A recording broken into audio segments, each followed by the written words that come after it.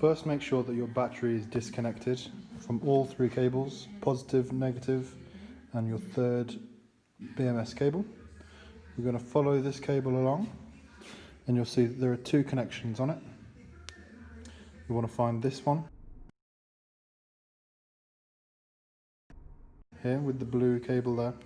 This connects to your mag switch. This turns the battery on and off, and we're going to go and we're going to disconnect this. Once the mag switch is disconnected, we need to find somewhere new to connect it. So we're going to look for these two grey cables that come out the left hand side of the controller.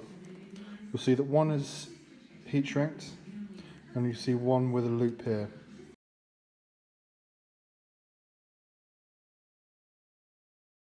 And you'll be able to disconnect this loop. Once this is disconnected, we're going to take the loop connector that you've just removed and install it on the blue side of the BMS cable that will connect to your battery. And finally, we'll take the mag switch connection and we'll connect it to this open connection on the grey cable from the controller.